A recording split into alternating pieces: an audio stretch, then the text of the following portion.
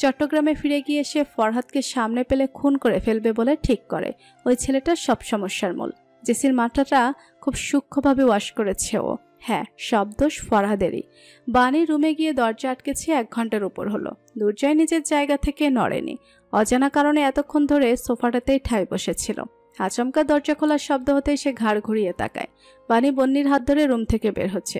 দুর্জয়ের দেওয়া জামা কাপড় বদলে নিয়েছে দুজন। হাতে রয়েছে কেবল নিজের পার্সটা। লিভিং রুম পার করে দরজার কাছে যেতে নিলেই দুর্জয় উঠে দাঁড়ায়। পেছন হতে শান্ত স্বরে বলে। বানি থামে না। আমি অনুমতি দেইনি বানি। বন্নির জুতো জোড়া নিয়ে বন্নির সামনে হাঁটু গেড়ে বসে তা পরিয়ে দিতে থাকে। দুর্জয় এবার নীরবে এগিয়ে গিয়ে বন্নিকে বানির সামনে থেকে কোলে তুলে নেয়। বানি রেগে ওঠে। কি করছো তুমি? দুর্জয় বানির কথার দিকে তোয়াক্কা না করে বন্নিকে নিয়ে নিচের রুমের দরজার সামনে যায়। এক হাতে দরজাটা খুলে বন্নিকে রুমের ভিতর নামিয়ে দিয়ে কোমল গলায় বলে, আপনি ভেতরে বসে ওয়েট করুন, আমার আপনার মাম্মার সাথে একটু কথা আছে, ওকে? বন্নি অবুঝের মতো কেবল মাথা নাড়ে। সে বুঝতে পারছে না হুট করে কি হলো। মাম্মা হুট করে যেতে চাইছে কেন এখান থেকে। দুর্জয় রুমের ভেতরে লাইট ও ফ্যানের সুইচটা হাত বাড়িয়ে অন করে দেয়। অতঃপর দরজাটা টেনে নব ঘুরিয়ে বাইরে থেকে আটকে দেয়। বানি তখন রাগে কাঁপছে। এলোমেলো স্বরে বলে, ও আমার মেয়ে দুর্জয়, এভাবে অধিকার খাটানোটা বন্ধ করো, যেতে দাও। দুর্জয় শান্ত রয়, উত্তেজিত হয় না। টেবিলের ওপর থেকে একটা গ্লাসে পানি ঢেলে বানির কাছে এগিয়ে এসে ঠান্ডা গলায় বলে, বসো, পানি খাও, মাথা ঠান্ডা করো। বানি একটা দীর্ঘশ্বাস টেনে নিজেকে শান্ত করার প্রয়াস করে। উত্তেজিত হলে চলবে না তার, বন্নি ভেতরেই আছে। এটা ভেবে বানি সরে এসে লিভিং রুমে একটা সোফায় বসে। দুর্জয়ও পিছু পিছু আসে। হাতের গ্লাসটা এগিয়ে ধরে বানির দিকে। বানি চুপচাপ গ্লাসটা নিয়ে পানিটুকু খায়। দুর্জয় এবার খুব অদ্ভুত একটা কাজ করে। নিজেদের মধ্যে কিছুটা দূরত্ব বজায় রেখে এক হাঁটু ভেঙে বানির সামনে বসে। বানি অপ্রস্তুত হয়ে পড়ে।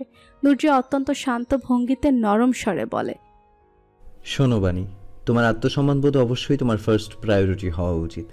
I respect you for that, but trust me, আমি এরকম কিছু বলছি না বা করছি না যেটাতে তুমি অস্বস্তি ফিল করবে। বিয়ের কথা বলছি আমি। সম্পর্কটাও যেমন পবিত্র, আমার নিয়ত এবং অনুভূতিটাও সেরকম শুদ্ধ।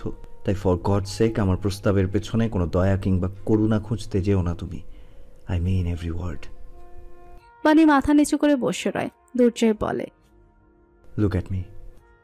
বানি মাথা তোলে না। দুর্জয় ফের বলে, তাকাও বানি। বানি আবার মাথা তুলে তাকায়। তাকাতে বাধ্য হয়। দুর্জয় শান্ত গলায় বলে, বর্তমানটা দেখো।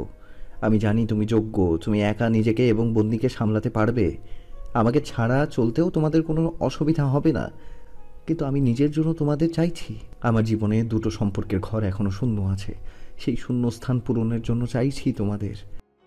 বানি নীরবে শুনে সবটা। অতঃপর অন্যরকম গলায় প্রশ্ন করে, আমার ভেঙে ফেলে আসা গিটারটা মেরামত করে নিজের কাছে রাখার কারণটা কি? দুর্জয় চমকায়। পর মুহূর্তে স্বাভাবিক স্বরে বলে, কোনো কারণ নেই। ওই গিটারটা নিজের কাছে রাখার পেছনে দুর্জয়ের সত্যি বিশেষ কোনো কারণ নেই। 12 বছর আগের সেই বৃষ্টিস্নাত বিকেলে সে কেবল দূর হতে দেখেছিল বানি কিভাবে অবহেলার সঙ্গে নিজের সব থেকে প্রিয় জিনিসটা রাস্তার পাশে ফেলে চলে গিয়েছিল। এক মুহূর্তের জন্য দুর্জয়ের মনে হয়েছিল তার প্রত্যাখ্যানের রাগটা যেন বানি ওই জড়বস্তুতার উপর ঝাড়ল। বানি ফ্যালফ্যাল দৃষ্টি মেলে তাকিয়ে রয়। হুট করে বুক ভরা বিষাদ নিয়ে ধরা গলায় বলে, আমি কাউকে গ্রহণ করার পরিস্থিতিতে নেই দুর্জয়। আমার মরে যাওয়ার কোনো উপায় নেই, বেঁচে থাকারও নেই। যে জীবনটা আমি টেনে নিয়ে যাচ্ছি না, সেটা বাধ্য হয়ে টেনে নিয়ে যাচ্ছি। আমার চারিপাশে সবকিছু অনর্থক মনে হয়। মধ্যরাতে দুঃস্বপ্ন দেখে যখন ঘুম ভাঙে না, তখন নিজেকে পাগল মনে হয়। স্বাভাবিক নই আমি, শারীরিক মানসিক দুই দিক দিয়েই নিঃশেষ হয়ে গিয়েছি। আমার রুটিন মাফিক সুন্দর জীবনের শূন্যস্থান পূরণ করার জন্য তুমি সুন্দর আর স্বাভাবিক একটা মানুষ ডিজার্ভ করো। আমার দোয়া থাকবে যেন সেই মানুষটাকে অতি শীঘ্রই তুমি পেয়ে যাও। কথাটুকু শেষ করে বানি নিঃশব্দে উঠে চলে যায়। দুর্জয় নড়ে না এক বিন্দু, নিজের জায়গায় স্থির রয়। বানের বলা প্রতিটা কথা সে মনোযোগ দিয়ে শুনেছে। এই যে শুদ্ধ অনুভূতিগুলো দুর্জয়ের মনে এসে ধীরে ধীরে ভিড় করছে, এটা তো দুর্জয়ের দোষ নয়, তাই না? আর দুর্জয় কাকে ডিজার্ভ করে সেই সিদ্ধান্তটাও নিশ্চয়ই বানিয়ে নিতে পারে না, তাই না? দরজা খোলার শব্দ কানে ভেসে আসে দুর্জয়ের। সে স্পষ্ট টের পাচ্ছে দুটো মানুষের অতি শান্ত ভঙ্গিতে তার ঘরের বাহিরে পদার্পণ। দুর্জয় একটা দীর্ঘশ্বাস ছাড়ে। সে আর বাধা দিবে না বাণীকে। অধিকারটুকু নিজের জিম্মায় না নিয়ে মানুষ দুটোর জীবনে আর বিন্দুমাত্র কর্তৃত্ব খাটাবে না সে। তার জীবনে খালি ঘরে এই দুটো মানুষের নামই বসাবে সে। বাণীর চারিপাশটা অনর্থক থেকে অর্থবহ করার চেষ্টা করবে। ভাবনা থেকে বেরিয়ে এসে দরজা উঠে সোজা হয়ে দাঁড়ায়। টেবিলের ওপর থাকা গাড়ির এবং বাড়ির দরজার চাবিটা নিয়ে বেরিয়ে পড়ে। টেবিলের উপর স্তূপ করে রাখা বাচ্চাদের পরীক্ষার খাতা। টিচার্স রুমের প্রতিটা টেবিলেরই এক দশা। বাণী মনোযোগ দিয়ে খাতা দেখতে ব্যস্ত। তার পাশে আরেকটা চেয়ারে বসে ফোনে গেমস খেলছে বন্নি। স্কুলে প্রতিদিন বন্নিকে সঙ্গে করেই নিয়ে আসে বাণী, এছাড়া আর উপায় নেই তার। যতক্ষণ ক্লাস টাইম চলে ততক্ষণ বন্নিকে কলিগ ম্যামদের কেয়ারে রেখে যায়। যদিও এতে বাণীর মনে খচখচানিটা রয়েই যায়, তবু এছাড়া আর কোনো পথ নেই তার কাছে। দুর্জয়ের বাসা থেকে পরশুদিন চলে এসেছে সে। যদিও সেদিন রাতে দুর্জয় তার পিছু পিছু এসেছিল গাড়ি নিয়ে, অতঃপর নিজেই তাকে নতুন বাসায় এনে ড্রপ করে দিয়ে গিয়েছিল। তারপর আর দুর্জয় বাণীর সামনে আসেনি, কলও দেয়নি একবারও। কিন্তু পরের দিন সকালেই তার বাড়ির দ্বারে একটা ফার্নিচার কোম্পানির কিছু লোক এবং দুজন ইলেকট্রিশিয়ান এসে হাজির হয়। বাণী বাকরুদ্ধ হয়ে একবার লোকগুলোকে দেখে অতঃপর বারান্দায় ছুটে যায়। বারান্দা হতে দেখে নিচে একটা বিশাল ট্রাক বোঝাই করে বাসার জন্য গুরুত্বপূর্ণ সকল ফার্নিচার আনা হয়েছে। বাণী লোকগুলোর কাছে জানতে চেয়েছিল এসব কে পাঠিয়েছে। দুর্জয়ের নাম শুনেই সে এক প্রকার ক্ষেপে দুর্জয়কে কল করেছিল। দুর্জয় তখন বেশ ঠান্ডা গলায় বলে, আপাততর জন্য সাহায্য গ্রহণ করো, প্রতি মাসে না হয় একটু একটু করে পরিশোধ করে দিও, তবু জেদ দেখিও না এই মুহূর্তে। দুর্জয়ের কথার পিঠে বাণী চুপ হয়ে গিয়েছিল।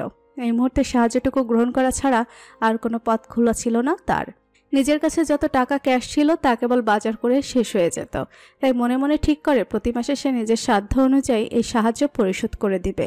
খাতা দেখতে দেখতে হঠাৎ অন্যমনস্ক হয়ে পড়ে বাণী। ব্যাচে আপাতত 4 জন স্টুডেন্ট পড়ে তার কাছে। 4 জনের গার্ডিয়ানই আপাতত বাণীর প্রতি সন্তুষ্ট। বাসায় বাড়তি কাজ না থাকায় দেখা যায় প্রায় বাণী অতিরিক্ত 1 ঘন্টাও সবাইকে পড়িয়ে দেয়। তাই এই স্টুডেন্টগুলো আপাতত হাতছাড়া হওয়ার সুযোগ নেই। কিন্তু দুর্জয়ের ওই টাকা পরিশোধের জন্য আরও 3-4টা স্টুডেন্ট পেলে বাণীর সুবিধা হতো। অতিরিক্ত দুশ্চিন্তায় বাণীর মাথাটা হঠাৎ ভারী অনুভব করে। ঘাড়ের কাজটা কেমন ঝিমঝিম করছে। প্রেশারটা আবার ফল করেছে সম্ভবত। বাণী একটা দীর্ঘশ্বাস ছেড়ে বোতল থেকে কিছুটা পানি খেয়ে নেয়। অ্যাবর্শনের পর থেকে শরীরটা হুটহাট খারাপ হয়ে পড়ছে। বিশেষ করে প্রেশারটা কন্ট্রোলেই থাকছে না একদম। অ্যাবর্শনের কথা মনে পড়তেই বাণীর বাচ্চাটার কথা মনে পড়ে। সে অবহেলায় নিজের পেটের দিকে তাকায়। বাচ্চাটা থাকলে এখন কত মাস চলতো তার? 4 মাস নাকি 5 মাস? হিসাব খেয়াল নেই বাণীর। আজকাল বহু কিছুই খেয়াল থাকে না তার। ঘড়ির কাঁটা ঘুরছে আপন গতিতে। সময়ের সঙ্গে যেন পাল্লা দিয়ে বাড়ছে শীতের বৈরী হাওয়া। সেই হাওয়াটা গায়ে লেগে শরীরের প্রতিটা লোমকূপ ছুঁয়ে যাচ্ছে। ঘরময় ভর করছে এক ভয়ানক নিস্তব্ধতা। ঝুল বারান্দায় দাঁড়িয়ে রাতের আকাশটা দেখছে প্রত্যয়। মনের মাঝে তার অদ্ভুত এক অস্বস্তি এসে ভিড় করেছে। জেসি চট্টগ্রাম ছেড়েছে আজ সম্পূর্ণ 1 দিন হলো। এই 1 দিনে আর জেসির সঙ্গে কথা হয়নি প্রত্যয়ের। আজ সন্ধ্যায় প্রত্যয় মায়ের কাছ থেকে জানতে পেরেছে যে ওই মেয়ের জ্বর নাকি এখনো কমেনি, বরং ভালো করেই চেকে ধরেছে। খবরটুকু শুনে প্রত্যয়ের মনে হয়েছে একবার তার কল করে খবর নেওয়া উচিত, মানবতার খাতিরে অন্তত। তবে পর মুহূর্তে আবার মনের মধ্যে অস্বস্তি কাজ করছে। এই সিদ্ধান্তহীনতায় ভুগে প্রত্যয় অস্থির অনুভব করে। সেই অস্থিরতাটা মেটাতেই মনের সকল দ্বিধা একপাশে রেখে সে কল লিস্ট হতে স্লাং ইউজার জেসি লিখে সেভ করা নাম্বারটা ডায়াল করে। সময় গড়ায়। কলটা বেজে নিজস্ব সময়ের গণ্ডি পেরিয়ে কেটে যায়। অপর পাশ হতে আর ফোনটা রিসিভ হয় না। প্রত্যয় একটা দীর্ঘশ্বাস ফেলে আবার আকাশপানে তাকায়। খুব বেশি কি অসুস্থ? পর মুহূর্তেই নিজেকে এই ভেবে সান্ত্বনা দেয় যে সে তো কল করেছে। কেউ অন্তত বলতে পারবে না যে প্রত্যয় অকৃতজ্ঞের মতো একটা বারও খোঁজ নেওয়ার উদ্দেশ্যে কল দেয়নি। নিজেকে এই বুঝ দিয়ে রুমের ভেতরে যাওয়ার জন্য প্রত্যয় পা বাড়ায়। ঠিক সেই মুহূর্তেই তার ফোনটা বেজে ওঠে। স্ক্রিনে তাকিয়ে দেখতে পায় জেসি কল ব্যাক করেছে। প্রত্যয় সামান্য গলা ছাড়ে কলটা রিসিভ করে। স্পষ্ট গলায় বলে, হ্যালো। অপর পাশতে ক্ষীণ জবাব আসে, হাই, কেমন আছো? আলহামদুলিল্লাহ, তুমি? ভালো আছি। আর কোনো কথা খুঁজে পায় না প্রত্যয়। আবার সেই দমবন্ধকর অস্বস্তি তাকে জেঁকে ধরেছে। কি বলা উচিত এই সিচুয়েশনে, তাও তার বিচক্ষণ মস্তিষ্ক ঠাউর করতে পারছে না। ফোনের অপর পাশে থাকা জেসি তখন নীরব। এই তীব্র জ্বরে তার মন কেমন যেন ন্যাকা হয়ে উঠেছে। ইচ্ছে করছে যেন প্রত্যয় কিছু বলুক, অন্তত চট্টগ্রামের বর্তমান আবহাওয়ার খবর নেওয়ার ছলেও কিছু বলুক। বেশ কিছুক্ষণ গাইগুই করে প্রত্যয় বলে, আচ্ছা, ডিস্টার্ব করার জন্য সরি, খেয়াল রেখো, বাই। বলেই ঠাস করে ফোনটা কেটে দেয় প্রত্যয়। জেসি অবাক হয়ে ফোনটা মুখের সামনে এনে স্ক্রিনের পানে তাকিয়ে রয়। তার ন্যাকা আত্মাটা আচমকা আরও ন্যাকামি করে বসে। চোখ টলমল করে ওঠে। শরীরের দুর্বলতা, চট্টগ্রামের আবহাওয়া, ঢাকার বাসিন্দা, ওই ছেলেটার সবকিছুই অসহ্যকর ঠেকছে তার। সে রাগে ফোঁস ফোঁস করতে করতে ফরহাদের নাম্বারটা ডায়াল করে। ফরহাদ কল রিসিভ করে উৎফুল্ল গলায় বলে ওঠে, দোস্ত এখন কেমন? বাকি কথাটা সম্পূর্ণ করতে পারে না ফরহাদ, তার আগেই জেসি আগুনের মতো গর্জে ওঠে। অসভ্য, ফাজিল, ইতর, কুত্তা, বান্দর, ভুলেও তুই আমার সামনে আসবি না আর কখনো। তোকে সামনে পেলে আমি টুকরো টুকরো করে একদম তোর শ্বশুর বাড়ি পার্সেল করে দেব। শালা জোচ্চোর কোথাকার, আই হেট ইউ। বলেই ফোনটা কেটে দেয় জেসি। ফোনের অপর প্রান্তে থাকা ফরহাদ তখন হতভম্ব। সে আবার কি করলো? জেসি কাঁথা টেনে মুখ ঢেকে পড়ে যায়। ভাবি খাবারের জন্য ডাকতে এলেও সে রাগারাগি করে বলে খাবে না, কিছু ভালো লাগছে না তার। ফিল্ডের সবুজ ঘাসের উপর বসে আছে সাইফ। আকাশ জুড়ে তখন তারার মেলা। ঘাসের ডগাগুলো শীতের কারণে শিশির জমে আর্দ্র হয়ে আছে। ফিসফিসিয়ে প্রেম আলাপে মগ্ন সাইফ। তার কথার স্বর আশেপাশের কোনো মানুষও শুনতে পারবে না, এতটা ক্ষীণ স্বরে বলছে। অবশ্য আশেপাশে খুব একটা মানুষও নেই, কেবল ফারদিন, জোনায়েত এবং রাফি রয়েছে। তারাও কিছুটা দূরে গোল হয়ে বসে উনো খেলছে। আচমকা কথার মাঝে আরেকটা কল আসতে দেখে সাইফ ভুরুকুচকে স্ক্রিনের পানে তাকায়। প্রত্যের নামটা দেখতেই সে বিড়বিড়িয়ে বলে, শালা সিঙ্গেলরা হলো মিঙ্গেলদের সব থেকে বড় শত্রু। 24টা বছর সিঙ্গেল থাকার পর ফাইনালি জীবনে প্রেম আসলো, কিন্তু এই শালাদের যন্ত্রণায় সেটাও শান্তিতে করতে পারবো বলে মনে হয় না। সাইফ নিশার থেকে বিদায় নিয়ে প্রত্যের কলটা রিসিভ করে। সাইফ বলে, তোর বিয়ের রাইতে যদি আমি প্রতি 30 সেকেন্ড পর পর তোর রুমের দরজা নক না করছি, তাহলে আমার নাম বদলায় আমি কুদ্দুস রাখবো। প্রত্যয় সাইফের কথায় তেমন একটা গুরুত্ব না দিয়ে সিরিয়াস গলায় বলে, আই নিড হেল্প দোস। কি হয়েছে তোর? আমি একজনের সঙ্গে কথা বলতে নিয়েছিলাম, কিন্তু শুধু কেমন আছে জানতে চাওয়ার পর আর কথা এগিয়ে নিয়ে যেতে পারছি না। মানে কথা খুঁজে পাচ্ছি না, কিন্তু কথা না বললেও অস্থির লাগছে। মোট কথা খুব দ্বিধাদ্বন্দ্বের মধ্যে আছি। এটা কি কোনো সিরিয়াস সমস্যা? সাইফ ভুরুকুচকে পুরোটা শুনে পরপর সন্ধিয়ান গলায় প্রশ্ন করে, তুই কি ঝগড়াঝাটি ভাবের কথা বলতেছিস? প্রত্যয় বিরক্তি নিয়ে বলে, ওর নাম জেসি। এসব ঝড়কাঝাটির ভাবি আবার কেমন শব্দ? সাইফ সুর টেনে বলে, ও আচ্ছা আচ্ছা। প্রত্যয় বলে, যা জিজ্ঞাসা করেছি তা বলো। সাইফ সিরিয়াস গলায় বলে, তোর কথা শুনে যা বুঝলাম লক্ষণ তো ভালো না, খুব সিরিয়াস একটা সমস্যা এটা। প্রত্যয় বিস্ময় নিয়ে বলে, কি সমস্যা এটা? দিস ইজ লাভ বন্ধু, দিস ইজ লাভ। প্রত্যয় সঙ্গে সঙ্গে বলে ওঠে। বলেই প্রত্যয় ফোন কেটে দেয়। সাইফ হতাশ গলায় আকাশপানে তাকিয়ে বলে, হে খোদা, দুনিয়ায় তুমি আমার আশেপাশে মানুষ রূপে একদল বলদ পাঠাইলা, আর এদের পথ দেখাইতে আমারে পাঠাইলা, কিন্তু শালারা একটাও আমার কথা সিরিয়াসলি নেয় না। এতে আমার কি দোষ? দুনিয়ায় বুদ্ধিমানের কদর দিন দিন কমে যাইতেছে। রাত তখন কটা বাজে কে জানে। ঘুমে আচ্ছন্ন বাণী হঠাৎ ঘামতে শুরু করে। তীব্র শীতের মাঝেও তার পুরো শরীর ঘামছে। দু চোখ খিচে বন্ধ করে আছে সে, ডুবে আছে স্বপ্নের জগতে। যেই স্বপ্নে তার বাস্তবতাটা তাকে তাড়া করে বেড়াচ্ছে। বিভীষিকাময় সেই রাত, শিমুল গাছ, গাছের নিচে রক্তাক্ত সায়ান্নের লাশ, সেই লাশের বুকে মাথা ঠেকিয়ে কাঁদতে থাকা বাণী। হঠাৎ কোথা থেকে হিরণ আসলো।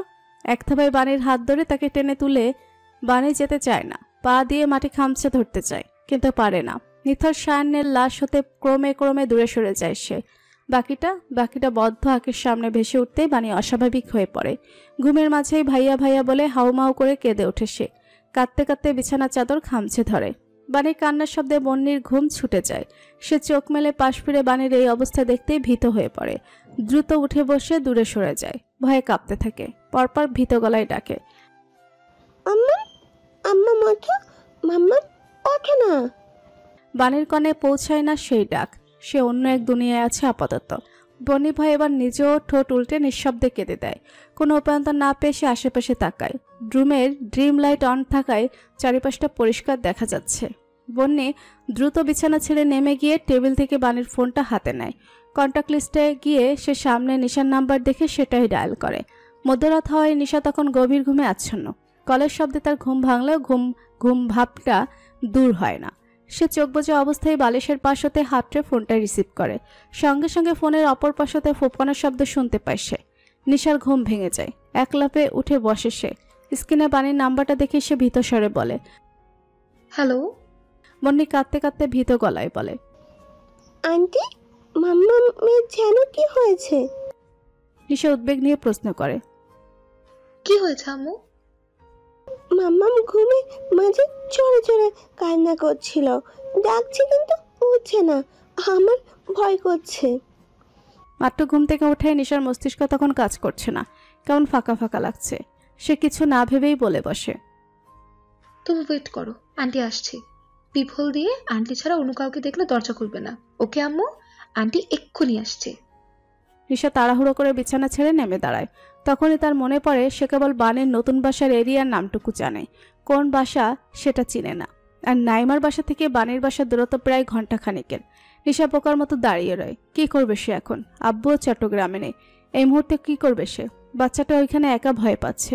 নিজের প্রতি বিরক্তিতে নিশা রাগে পায়চারি শুরু করে। আচমকা তার মনে পড়ে দুর্জয় ভাইয়া চট্টগ্রামে আছে।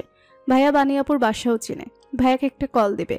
ভাবতে ভাবতে নিশা দুর্জয়ের নাম্বারে কল লাগায়। কিছুক্ষণের মধ্যেই কলটা রিসিভ হতেই নিশা উদ্বিগ্ন গলায় শুধায়, ভাইয়া তুমি ফ্রি আছো? ফ্রি থাকলে এখনই প্লিজ বানিয়াপুর বাসায় যাও। কলিং বেলের শব্দ পেতেই বন্নি দ্রুত ফোনের ফ্ল্যাশ লাইট অন করে রুম থেকে বের হয়। খাবার টেবিলের কাছ থেকে একটা চেয়ার টেনে দরজার সামনে রাখে। অতঃপর চেয়ার উঠে দাঁড়িয়ে পিপ হোল দিয়ে বাহিরে তাকায়। পরিচিত মুখ দেখতে এসে চেয়ারে দাঁড়িয়ে পা উঁচু করে আগে উপরে ছিটকিনিটা নামায়, তারপর চেয়ার ছেড়ে নেবে নিচের ছিটকিনিটা খুলে নব ঘুরায়। দুর্জয় ভীত বন্নিকে দেখতেই তাকে কোলে টেনে নিল। মাথায় হাত বুলিয়ে বলে, ইটস ওকে, এসে পড়েছি, আর কান্না করবেন না। বলতে বলতে দুর্জয় দ্রুত বাসায় প্রবেশ করে দরজাটা আটকে দেয়। সোজা চলে যায় ড্রিম লাইটের মৃদু আলো ভেসে আসা রুমটার দিকে। রুমে পা রাখতেই ড্রিম লাইটের আলোয় দেখা দৃশ্যটা দেখতেই দুর্জয়ের শরীরটা অবশ হয়ে আসে। বাণী তখনও হাউমাউ করে কাঁদছে আর স্পষ্ট স্বরে ভাইয়া ভাইয়া বলে আওড়াচ্ছে। কান্নার দমকে পুরো শরীর কাঁপছে তার। মুখটা কেমন রক্তশূন্য দেখাচ্ছে। দুর্জয় লাইট অন করার কথা খেয়াল রইল না। সে বন্নিকে বিছানার এক কোণে বসিয়ে দিয়ে দ্রুত বাণীর দিকে এগিয়ে যায়। বাণীর পানে বসে ডাকে, বানি, গেট আপ। বাণী উঠে না, বরং কান্নার প্রকোপ আরও বাড়ে। দুর্জয় হাত বাড়িয়েও থেমে যায়। অনুভব করে সে বাণীকে ছোঁয়ার সাহসও খুঁজে পাচ্ছে না। ঘুমের ঘরে যদি আরও ভয় পেয়ে যায়। নারী কণ্ঠের হৃদয় বিদারক কান্নার স্বরটা দুর্জয়ের মস্তিষ্কে আঘাত করছে। সে ডাকার জন্য গলায় জোর খুঁজে পায় না। মাথা ঘুরিয়ে বন্নির পানে তাকায়। বাচ্চাটাও ভয়ে সিটিয়ে আছে, কেমন নীরবে কেঁদে চলেছে। দুর্জয় বুক ফুলিয়ে শ্বাস টেনে নেয়। তার দুর্বল হয়ে পড়লে চলবে না। সে গলায় সামান্য জোর এনে ডাকে, বানি ওঠো, স্বপ্ন থেকে বের হও, ওঠো। বন্দি কান্না করছে, ওয়েক আপ প্লিজ। কথাটা বলতে বলতে দুর্জয় হাত বাড়িয়ে বাণীর গাল ছোঁয়। সঙ্গে সঙ্গে বাণীর স্বপ্ন ভেঙে যায়। আচ্ছন্নের ন্যায় চিৎকার করে সে চোখ মেলে তাকায়। দুর্জয়কে সামনে দেখতে এক লাফে উঠে বসে দূরে সরে যায়। অশ্রুসিক্ত সেই দৃষ্টি দেখতেই দুর্জয়ের বুকের ভেতর তুমুল ভাঙচুর শুরু হয়। সে যথাসাধ্য স্বাভাবিক গলায় বন্নিকে বলে, মাম্মা ঠিক আছে বন্নি, আপনি একটু লিভিং রুমে গিয়ে বসুন, আমি আসছি এক্ষুনি। আকস্মিকতায় বন্নির দিকে খেয়াল ছিল না বাণীর। দুর্জয়ের কথা শুনে নিজের পায়ের পাশটায় তাকাতেই দেখে বন্নি বিছানা ছেড়ে নীরবে রুম থেকে বেরিয়ে যাচ্ছে। বন্নির অশ্রুমাখা মুখটাও বাণীর দৃষ্টির অগোচর হয় না। মনটা তার আরও বিষিয়ে ওঠে। বাণী দুহাতে নিজের চুল খামচে ধরে। হাঁটুর মাঝে মুখ গুজে ফের ফুপিয়ে কেঁদে ওঠে। পুরনো ক্ষতটা আবারও জীবন্ত রক্তাক্ত হয়ে উঠেছে। নিজেকে সম্পূর্ণ নিঃস্ব অনুভব করছে সে। অস্ফুট বলে ওঠে। দুর্জয় না চাইতো করুণ গলায় বলে বসে, এই জীবনটা তুমি ডিজার্ভ করো না, এটাকে ভালো থাকা বলে না। তুমি ভালো নেই বানি। বাণী ধরা গলায় বলে, চলে যাও তুমি, লিভ মি অ্যালোন। তুমি এতক্ষণ স্বপ্ন দেখেছো, একটু শান্ত হও, শরীর কাঁপছে তোমার। বাণী এবার অশ্রুসিক্ত মুখটা তুলে আর্তনাদ করে বলে, স্বপ্ন ছিল না, সত্যি ছিল, পুরোটা সত্যি ছিল। ওই কান্নার দমকে বাণী আর কিছু বলতে পারে না। বলতে পারে না যে বাস্তব জীবনে সে হিরণের কবলে কেবল দুবার পড়লেও স্বপ্নে সে হাজারবার হিরণের শিকার হয়েছে। স্বপ্নটা এতটাই জীবন্ত হয় যে বাণীর পুরো সত্তা তা অনুভব করতে পারে। দুর্জয় তা বুঝতে পারল কিনা বোঝা গেল না। কেবল নিষ্প্রভ চোখে কিছুক্ষণ তাকিয়ে থেকে নিজের ডান হাতটা বাড়িয়ে দেয়। শান্ত গলায় বলে, নিজেকে ঠান্ডা করার জন্য স্ট্রেস রিলিফিং বল খুব কার্যকরী। আমার কাছে আপাতত সেটা না থাকলেও হাতটা আছে, যদিও রুক্ষ কিন্তু ভরসার। বানি ফ্যালফ্যাল করে একবার দুর্জার বাড়িয়ে দেওয়া হাতটা দেখে ফের ড্রিম লাইটের সবুজ আলোয় দুর্জার মুখটা দেখে। পরপর তার বুকে চিনচিনে ব্যথা হয়। বানি যখন এই ভালোবাসা নামক অনুভূতিগুলোকে স্বাগতম জানানোর জন্য দুহাত মেলে দিয়েছিল, তখন ভাগ্য কেন তার সঙ্গে দিল না।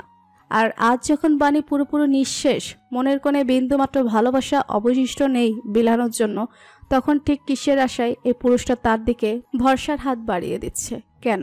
সকাল সকালে ফোনের নোটিফিকেশন বারে জেসির পাঠানো মেসেজটা বের করতেই প্রত্যয় অবাক হয়। মেসেজটা ওপেন করতেই দেখে সেখানে গোটা বাংলায় লেখা, তোমার কষ্ট করে আর অপেক্ষা করতে হবে না, বিয়ে নিয়ে অযথা চিন্তাটাও মাথা থেকে ঝেড়ে ফেলো। আমি আজকে বাবা আর ভাইয়া বাসায় ফিরলে মানা করে দেব। চিন্তা নিও না, তোমার সুপাত্রের ইমেজটা নষ্ট করব না। সবেমাত্র নাস্তার টেবিলে এসে বসেছিল প্রত্যয়। মেসেজটা দেখতে কিছুক্ষণ থম মেরে বসে রয়। ফিজা বেগম তখন নিজ হাতে ছেলের জন্য বানানো স্যুপ নিয়ে টেবিলে এসে হাজির হন। ছেলের সামনে নাস্তা সার্ভ করতে করতে আপন মনে বলতে থাকে, ভাবির কাছে শুনলাম জেসির নাকি সাইনোসাইটিসের সমস্যা আছে। মেয়েটার জন্য এত মায়া লাগছে। আমার আর তোমার আব্বুর কথা চিন্তা করে নিজে এই ঠান্ডার মাঝে কটা দিন হসপিটালে ছিল। এখন কি জ্বরটাই না বাদিয়ে বসে আছে। আজ নাকি ভাবি ডাক্তারের কাছে নিয়ে যাবে। প্রত্যয় চুপচাপ শোনে, প্রত্যুত্তর করে না। কিছুক্ষণের মধ্যেই আরাফাত সাহেব এসে নাস্তার টেবিলে উপস্থিত হয়। ছেলের শরীরের খবর নিয়ে বলে, পরের সপ্তাহে তোমার চট্টগ্রামে না ফিরে হচ্ছে না? আরো 1 সপ্তাহ ছুটি নাও, বাসা থেকে রেস্ট নাও, মায়ের যত্ন নাও। প্রত্যয় এবারও কিছু বলে না। সে নীরবে নাস্তায় মনোযোগ নিবেশ করেছে। তখন আচমকা খাওয়া থামিয়ে আরাফাত সাহেবের দিকে তাকিয়ে প্রশ্ন করে, জেসিকে কি তুমি শুধু নিজের বন্ধুর মেয়ে হিসেবেই পছন্দ করেছো? আরাফাত সাহেব খাওয়া থামিয়ে হতভম্ব দৃষ্টি মেলে একবার ছেলের দিকে তাকায়, অতঃপর সামনে চেয়ারে বসা নিজের স্ত্রীর পানে তাকায়। ফিজা বেগম তখন ঠোঁট টিপে হাসতে ব্যস্ত। যাক, ছেলের অবশেষে ইন্টারেস্ট জাগলো।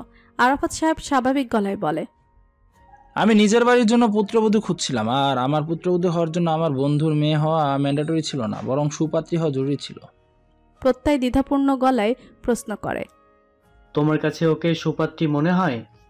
হ্যাঁ, কোনো সন্দেহ নেই তাতে। প্রত্যয় এবার নিজের মায়ের দিকে তাকিয়ে প্রশ্ন করে, তুমিও কি আব্বুর সাথে একমত? হ্যাঁ, মেয়েটা প্রাণোচ্ছল, কথাবার্তা সুন্দর, আর সব থেকে জরুরি কথা হচ্ছে সৎ। আমাদের ইমপ্রেস করার জন্য বিন্দুমাত্র কৃত্রিম আচরণ করেনি। তোমার ভাইয়া মারা যাওয়ার পর আমাদের এখন একমাত্র সম্বল তুমি। তোমার জন্য নিশ্চয়ই আমরা কোনো যেন মেয়ে পছন্দ করব না। প্রত্যয় এবার মাথা নিচু করে আরো 2 চামচ স্যুপ মুখে দেয়। অতঃপর আচমকায় খাবার ছেড়ে উঠে দাঁড়ায়। ফোনটা হাতে নিয়ে উপরের দিকে যেতে নিলেই ফিজা বেগম পিছু ডাকে, স্যুপটা তো শেষ করে যাও। পরে খাবো আম্মু। নিজের রুমে ফিরেই প্রত্যয় দ্রুত একটা নাম্বার ডায়াল করে। প্রথমে নাম্বারটা বিজি দেখালেও কিছুক্ষণের মাঝেই কল ব্যাক করে। প্রত্যয় কিছু বলবে তার পূর্বে অপর প্রান্ত হতে ক্ষিপ্তস্বর বলে ওঠে, তোর কি দুনিয়াতে আর কাম নাই বাপ? জানি ঘরে আজাইরা শুয়া বইসা আসস, সব জানি। করার মতো কিছু পাইতেছস না, আমি সেটাও জানি। তাই বইলা তুই আমারে শান্তিতে প্রেমটাও করতে দিবি না? প্রত্যয় প্রথমে অবাক গলায় জানতে চায়, তুই প্রেম করছিস? কবে থেকে? আমি জানি না কেন। তুই এইসব বাদ দিয়া আগে বল ফোন কেন দিছস? আমার কাম আছে, বেশি সময় নাই হাতে। দোস্ত, ধর কেউ এসে নিজের সমস্যার কথা চিন্তা না করে আগে আমার কথা চিন্তা করলো, আমার কথা ভাবলো, আমার খেয়াল রাখলো, এইটা কিসের লক্ষণ? সাহেব তখন চরম বিরক্ত। এই ছাগল মার্কা প্রশ্ন করার জন্য এই ছেলে তারে ফোন দিছে। কাজের ফাঁকে 12 মিনিট ফ্রি টাইম পেয়েছিল সাহেব। সেই 12টা মিনিট একটু নিজের মতো করে না কাটিয়ে সে নিজের ইয়াসমিনের জন্য বরাদ্দ করে রেখেছিল। আর এই ছেলে সেই বরাদ্দকৃত সময়ের মাঝে এসে বাগড়া দিল শুধুমাত্র এই প্রশ্ন করতে। সাহেব চোখমুখ কুচকে বলে, এইটাই হলো পাগল হওয়ার লক্ষণ। যে এইসব করছে সেও পাগল, আর যার জন্য করছে সেও পাগল। তাদের অতীব জরুরি ভিত্তিতেই বিয়ে দিলেই একমাত্র এই সমস্যার সমাধান মিলবে।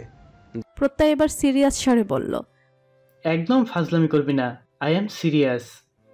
এই শালা, তোর কি মনে হয় আমি আমার মূল্যবান সময় অপচয় কইরা এনে মস্কারি করতেছি? মস্করা তো তুই করতেছস। এত বছর বিএমএতে কামলা খাইটা আর্মি হইলাম কারণ ভাবছিলাম এই সেক্টরে বলদ কম, কিন্তু শালা তুই বলদে আমারে বারবার কোনটা কিসের লক্ষণ জিগায়া মাথা খাইতেছস। আমারই কে তোর ডাক্তার মনে হয়? নিজের লক্ষণ নিজে মিলা। আমার প্রেমে আরেকবার বাগড়া দিলে পোলা পাইন দুনিয়ার মুখ দেখার সঙ্গে সঙ্গে ওইগুলারে শিখাই দিমো তোরে যাতে বাপ না ডাইক্কা মামা ডাকে। বালছা যত সব। বলে ফোনটা কেটে দেয় সাহেব। প্রত্যয়ের মুখের বিরক্তির ভাবটা বেড়ে যায়। ছেলেটা প্রেমে পড়ে খুব রুড হয়ে গিয়েছে। নিজের রুম জুড়ে কিছুক্ষণ পায়চারি করে প্রত্যয়। হাসপাস করছে সে। কিছুক্ষণ পায়চারি করে ধপাস করে বিছানায় বসে পড়ে। কি ভেবে যেন গুগলের সার্চ অপশনে গিয়ে লিখে, what does it mean when a girl cares about me genuinely. আধুনিক উত্তরদাতা গুগল যেই উত্তর প্রদর্শন করে তা দেখে প্রত্যয় নিশ্চুপ হয়ে বসে রয়। মনে মনে কয়েকবার আওড়ায় উত্তরটা। I simply means his would about you, having said that the definitely has feeling for you. Don't overthink it. Go get her and you will have your answer. প্রত্যয় এবার ফোনটা রেখে উঠে আয়নার সামনে দাঁড়ায়। সূক্ষ্ম দৃষ্টি মেলে একবার আগাগোড়া নিজেকে পরখ করে। তার হাইট যথেষ্ট ভালো, ওয়েটটাও পারফেক্ট, মুখশ্রীর অবকাঠামো নজর কাড়া, চুলগুলোও খুব ভদ্র স্টাইলে কাটা। কেবল কপালের পাশে ক্ষতের যা দাগ রয়েছে, তবে সেটাও দেখতে মোটেও কুৎসিত নয়, বরং প্রত্যয়ের সাহসিকতার চিহ্ন বহন করছে এই ক্ষত। নিজেকে খুব ভালো করে পরখ করে প্রত্যয়ের মনে হয় গুগলের উত্তর সত্য হওয়া কোনো অসম্ভব জাতীয় বিষয় নয়। তার মতো সুদর্শন ছেলেকে দেখে যে কেউ গালাগালি ছেড়ে সুপাত্রী হয়ে যাবে। আচমকা প্রত্যয় কিছু একটা ভেবে দ্রুত নিজের ওয়ালেট আর ফোনটা পকেটে ভরে নেয়। আলমারি খুলে নিজের পাসপোর্টটাও সঙ্গে নিয়ে সে আরেকবার আয়নার সামনে এসে দাঁড়ায়। যথেষ্ট ডিসেন্ট দেখাচ্ছে তাকে। জামা বদলিয়ে সময় অপচয় করার কোনো প্রয়োজন নেই। আর এক মুহূর্ত বিলম্ব না করে প্রত্যয় দ্রুত রুম থেকে বেরিয়ে নিচে নেমে যায়। খাবার টেবিলটা ক্রস করে দরজার দিকে এগিয়ে যেতে নিলেই আরাফাত সাহেব ডাকেন, কোথায় যাচ্ছ তুমি? চট্টগ্রাম যাচ্ছি আব্বু, চিন্তা করো না, ফ্লাইটেই যাব। এয়ারপোর্টে গিয়ে টিকিট বুক করে নিচ্ছি আমি। জবাব দিতে দিতে হন্তদন্ত ভঙ্গিতে পায়ে শু পরে নিয়ে প্রত্যয় বেরিয়ে পড়ে। টেবিলে বসে থাকা দম্পতি হতভম্ব হয়ে তাকিয়ে রয় ছেলে যাওয়ার পানে। বানে নতুন যে বাসায় উঠেছে সেটা ছাদের সঙ্গে লাগোয়া। 7 তলার বাসাটিতে কোনো লিফট নেই। সিঁড়ি ধরে উঠতে নামতেই জীবন আঙ্গার হয়ে যায়। কিন্তু এত কম ভাড়ায় আপাতত অন্য কোথাও বাসা পাওয়া সম্ভব ছিল না তার জন্য। গতরাতের ঘটনার পর থেকেই বাণী আরও নীরব বনে গিয়েছে। মুখটা গুমট হয়ে আছে তার। চুপচাপ বন্নিকে নাস্তা করিয়ে রেডি করিয়ে স্কুলে যাওয়ার জন্য বেরিয়েছে কেবল। সিঁড়ি ধরে 2য় তলায় নামতে মুখোমুখি হয় রিহাব ভাইয়ের। রিহাব হলো সিথির হাজব্যান্ড, এই বাড়ির প্রকৃতি বাড়িওয়ালা। রিহাবকে দেখতে বাণী ক্ষীণসারে সালাম দেয়। রিহাব সালামের জবাব দেয় না, বরং বাঁকা চোখে বাণীকে একবার পা থেকে মাথা পর্যন্ত পরখ করে। সঙ্গে সঙ্গে বাণীর পুরো শরীর ঘৃণায় রিরি করে ওঠে। সে দ্রুত বন্নিকে নিয়ে পাশ কাটিয়ে নিচে নেমে আসে। এ আর নতুন কিছু না তার জন্য। গত কয়েক মাসে এরকম বহু সিচুয়েশনের সম্মুখীন হয়েছে সে। যখনই কেউ শুনে যে বাণী সিঙ্গেল মাদার, তখনই তাকে বাঁকা নজরে দেখে। পেছনের ঘটনা না জেনেই সবাই নিজের মনে আলাদা আলাদা ঘটনা সাজিয়ে ফেলে বাণীকে ঘিরে। বাণী তা জানে, বুঝে, কিন্তু এড়িয়ে চলা ছাড়া আর কোনো উপায় খুঁজে পায় না সে। নিজের মেয়েটাকে এই সমাজের বাহিরে নিয়ে বড় করা তার পক্ষে সম্ভব নয়, তাই বাধ্য হয়ে এসব দেখেও না দেখার ভান করে চলে। যত সম্ভব নিজেকে গুটিয়ে রাখে সবার থেকে। লোকচক্ষু এড়িয়ে চলার যথাসাধ্য চেষ্টা করে। দিনে দুপুরে ঢাকা এসে পৌঁছেছে দুর্জয়। মেজাজটা বেজায় গরম তার গত রাত থেকে। তবে সেই গরম মেজাজটা কারো সামনে প্রকাশ করছে না সে। সঠিক জায়গায় ক্ষোভ মেটানোর অপেক্ষায় তা মনে মনে পুষে রেখেছে। তার মেজাজ গরমের কারণ গতকাল রাতে 2য় দফা বাণীর থেকে পাওয়া রিজেকশন নয়। যতক্ষণ মন না চাইবে বাণী অমত জানাতেই পারে, তাতে বিন্দুমাত্র অসুবিধা নেই দুর্জয়ের। তার সমস্যা অন্য জায়গায়, অন্য কারণে। ছেলের সামনে এসে দাঁড়াতেই সে গম্ভীর স্বরে শুধায়, লক খুলো। ছেলের পাহারায় নিযুক্ত নিরাপত্তা কর্মী আমতা আমতা করে বলে, স্যার, ভেতরের লোকটার মাথা খারাপ হয়ে গেছে, আপনি ভিতরে না যাওয়াই ভালো। দুর্জয়ের কপালের মাঝে ভাঁজ পড়ে। সে তীক্ষ্ণ স্বরে বলে, যা বলার সরাসরি বলো। স্যার, ভিতরের আসামিটা খালি আত্মহত্যা করতে চায়। অর্ডার অনুযায়ী আমরা ওর হাত হ্যান্ডকাফ আর পা শিকল দিয়ে বেঁধে দিয়েছি, যাতে আত্মহত্যা করার চেষ্টা না করতে পারে। বুঝেছি, লক খুলো তুমি। স্যার, আপনার সেফটির কথা ভেবেই বলেছিলাম। দুর্জয় এবার কিছুটা রেগে বলে, আমার সেফটি সম্পর্কে আমি যথেষ্ট কনসার্ন। তোমাকে যা বলা হচ্ছে চুপচাপ তা করো। নিরাপত্তা কর্মীটা এবার নীরবে সেলের দরজাটা খুলে দেয়। দুর্জয় স্বাভাবিক পায়ে প্রবেশ করতেই দেখতে পায় মেঝেতে বসে থাকা মানুষটাকে। দুহাত পেছনে নিয়ে হ্যান্ডকাপ পরানো, পা দুটো শিকল দ্বারা বাঁধা। দুর্জয় যদি জানা থাকতো যে প্রেগনেন্সির সময় বাণীকে কিভাবে বেঁধে রাখা হতো, তাহলে ওর ক্ষিপ্ত মন এই মুহূর্তে এই দৃশ্যটা দেখে খুব শান্তি অনুভব করত। কারো অস্তিত্ব অনুভব করতে হিরণ চোখ তুলে তাকায়। দু চোখ লাল রক্তবর্ণের ধারণ করেছে তার। নির্ঘুম রাত কাটানোর জন্য নাকি কে জানে। হিরণের মুখটা দেখতেই দুর্জয়ের গতরাতের কথা মনে পড়ে যায়। বাণীর সেই ভীত দৃষ্টি, বিভৎস চিৎকার, সঙ্গে সঙ্গে দুর্জয়ের মনে সুপ্ত ইচ্ছে জাগে শক্ত রডের আঘাতে ক্রিমিনালটার শরীরের সবগুলো হাড় গুঁড়ো গুঁড়ো করে দিতে। হিরণকে উদ্ভ্রান্তের ন্যায় দেখাচ্ছে। সে আনমনে প্রশ্ন করে, ওই আগুনের উত্তাপতে ওদের খুব কষ্ট হয়েছিল, তাই না? দুর্জয় জবাব দেয় না। সে নীরবে নিজের শার্টের হাতা গোটাতে থাকে। হিরণ তখন একের পর এক প্রশ্ন করে বিলাপ পাড়তে ব্যস্ত। আচ্ছা, কেউ ওদের বাঁচালো না কেন? আশেপাশে কোনো মানুষ ছিল না? পৃথিবীর এতগুলো মানুষের মাঝে একটা মানুষের কানেও ওদের আর্তনাদ পৌঁছালো না? দুর্জয় একটাও প্রশ্নের জবাব দেওয়ার প্রয়োজন মনে করে না। ক্রিমিনালদের সঙ্গে সে মুখ কম হাত চালাতে বেশি স্বাচ্ছন্দ্য বোধ করে। শার্টের হাতা দুটো কোনোই পর্যন্ত গুটিয়ে গলা হাঁকিয়ে বাহিরের নিরাপত্তা কর্মীকে ডাকে। উক্ত কর্মী ভেতরে উকি দিতেই শীতল গলায় অর্ডার শুধায়, দরজাটা লক করে বাইরে দাঁড়িয়ে থাকো। ভেতর থেকে যতই আওয়াজ আসুক না কেন, কেউ যেন প্রবেশ না করে। আই রিপিট, কেউ না। নিরাপত্তা কর্মীটা আদেশটা মাথা পেতে নিয়ে বেরিয়ে যায়। দুর্জয় এগিয়ে যায় ধীর পায়ে। মনের ক্ষোভ মেটাতে আলাদা কোনো সরঞ্জামের প্রয়োজন নেই তার। তার দানবীয় শক্তির হাত এবং পা দুটোই যথেষ্ট। হিরণের উদ্ভ্রান্তের ন্যায় কথা থেমে যায় প্রচণ্ড শব্দে বাম গালে প্রথম চটটা পড়তে। কানটা যেন তবদা লেগে গেল। চোখের সামনে সবটা ঝাপসা দেখতে শুরু করে সে দুপুরে আকাশে উত্তপ্ত সূর্য না থাকলেও সেলটার ভেতর থেকে উত্তপ্ত চিৎকারের আওয়াজ ভেসে এসেছে, যে চিৎকারে যে কারো শরীরে কাটা দিয়ে যাবে। বিশাল অ্যাপার্টমেন্টটার গ্যারেজে এসে থামলো গাড়ি। সন্ধ্যা তখন নেমেছে কেবল। জেসি ধীর গতিতে বের হয় গাড়ি থেকে। তার পিছু পিছু চারু আকাশও নামে। যদিও জেসির মারই আজ তার সঙ্গে হসপিটালে যাওয়ার কথা ছিল, কিন্তু শেষ পর্যন্ত তিনি আর যাননি। চারুই গিয়েছে, সঙ্গে আকাশকেও নিয়ে গিয়েছিল। কারণ চারুর ধারণা তার ছেলেটা পুষ্টিহীনতায় ভুগছে। সারাদিন এই দুজনকে নিয়ে বিভিন্ন টেস্টের জন্য হসপিটাল জুড়ে দৌড়াতে দৌড়াতে সন্ধ্যা হয়ে গিয়েছে। লিফটে উঠে দাঁড়াতেই চারু আপন মনে বলতে থাকে, এক্ষুনি বাসায় গিয়ে আমি 6টা ডিম সিদ্ধ বসাবো। দুইজন চুপচাপ মুখ বন্ধ করে তা খাবে। সামান্য নাক ছিটকালে আমি আজকে আব্বুর কাছে বিচার দিব। সারাদিন খাবার নিয়ে প্যাংসামি দুজনের। ডিম দুধ না খেয়ে শরীরের এই অবস্থা করেছো তোমরা। চারুর কথা শুনে আকাশ চোখ মুখ থমথমে করে আর চোখে নিজের ছোট ফুপ্পির দিকে তাকায়। জেসিও তখন বিরক্তি নিয়ে লিফটে হেলান দিয়ে দাঁড়িয়েছিল। তার সুন্দর শিক্ষিত ভাবিটা বিয়ের পর টিপিক্যাল বাঙালি মায়েদের মতো হয়ে গিয়েছে। সমস্যা যাই হোক না কেন, তার আলটিমেট সলিউশন হচ্ছে ডিম সিদ্ধ, গরম দুধ, ভাত বাড়িয়ে খাওয়া ইত্যাদি। লিফট এসে পৌঁছায় নির্দিষ্ট ফ্লোরে। কলিং বেল বাজিয়ে জুতা খুলতে ব্যস্ত হয়ে পড়ে তিনজন। জেসির মা আফসানা বেগম হাসি হাসি মুখ করে দরজা খোলে। চারু দরজা থেকেই নালিশ শুরু করে, আপনার মেয়ে আর নাতনিকে ভাত খাইয়ে দিব আজকে থেকে আম্মু।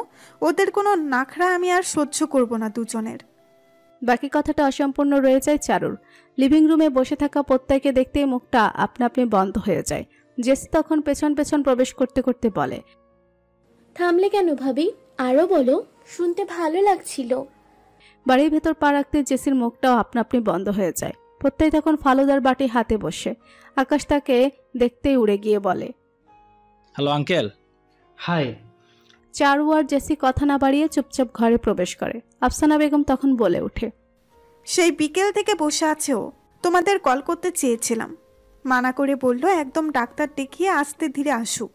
জেসি শুকনো মুখে হ্যালো বলে নিজের রুমে চলে যায়। চারু প্রত্যেক শারীরিক অবস্থার কথা জেনে নিয়ে আকাশকে সহ রুমে চলে যায় হাত মুখ ধুয়ে আসতে। আফসানা বেগম তখন নাস্তা নিয়ে হট্টগোল কাণ্ড বাঁধিয়ে বসেছেন। প্রত্যেক আচমকা সাহস করে নমনীয় স্বরে বলে, আন্টি কিছু মনে না করলে জেসির সাথে একটু কথা ছিল আমার, বলা যাবে কি? আফসানা বেগম সঙ্গে সঙ্গে বলে, হ্যাঁ হ্যাঁ, আমি ওকে ডেকে দিচ্ছি, তুমি বসো। আফসানা বেগম তড়িঘড়ি করে জেসির রুমের দিকে এগিয়ে যায়। জেসি তখন জামা কাপড় বদলে সবে বসেছে। আফসানা বেগম এসে শুধায়, প্রত্যেও নাকি তোমার সাথে কথা বলবে, গিয়ে দেখো কি বলে। খুব জরুরি কিছু হয়তো। আমিও তো ভাবছিলাম যে এই অবস্থায় ছেলেটা চট্টগ্রাম এসে পড়লো কেন। জেসি একটা দীর্ঘশ্বাস ফেলে স্কার্ফ গায়ে জড়িয়ে রুম থেকে বের হয়। ধীরে সুস্থে হেঁটে গিয়ে প্রত্যের সামনে বসে বলে, তোমার নামে উল্টাপাল্টা কিছু বলি কি না তা পর্যবেক্ষণ করতে এসেছো? এত অবিশ্বাস? হুম, তোমাকে পর্যবেক্ষণ করতে এসেছি। আমাকে মানে? সোজা সাপটা প্রশ্ন করব, উত্তরটাও সোজা সাপটা চাই। You like me? বিয়েতে মত আছে তোমার? মত না থাকলে বলে দাও। এক্ষুনি চলে যাব, আর মত থাকলে জানাও, এঙ্গেজমেন্টের ডেট ফিক্স করে যাব। আচানক কথায় জেসি হতবাক হয়, বুদ্ধিহীনের ন্যায় বসে রয়। বলার মতো কোনো কথা খুঁজে পায় না সে। প্রত্যয় মাথায় আঘাত পেয়েছে তা জেসির অজানা নয়, কিন্তু মাথায় আঘাত পেলে সেটার প্রভাব এতদিন পর দেখা যাচ্ছে কেন? প্রত্যয় ফের বলে, দ্রুত উত্তর দাও। জেসি চট করে উঠে দ্রুত পায়ে নিজের রুমে চলে যায়। প্রত্যয় হতভম্ব হয়ে বসে রয়। গুগলের মতে তো এই মেয়েটা তাকে পছন্দ করে, তাহলে এভাবে উঠে চলে গেল কেন? এভাবে উঠে চলে যাওয়াকে কি প্রত্যয় রিজেকশন ধরে নেবে? আর কিছু ভাবার পূর্বেই প্রত্যয়ের ফোনে নোটিফিকেশনের শব্দ বেজে ওঠে। ফোন হাতে নিয়ে মেসেজ ওপেন করতেই দেখে সেখানে লেখা, ভেবে দেখলাম তুমি এতটাও খারাপ না, সারা জীবন সহ্য করার মতো বিরক্তিকর তুমি, তাই তোমার ওপর দয়া করে মতটা দিয়েই দিলাম। প্রত্যয় চোখ মুখ কুচকে বসে রয়। একটা মত দিতে গিয়েও এই মেয়ে এমন অভিনয় করছে যেন সে প্রত্যেককে দয়া করে বিয়েতে রাজি হয়েছে, অথচ মনে মনে ঠিকই পছন্দ করে। মানে সাপ মারবে কিন্তু লাঠি ভাঙতে রাজি নয়।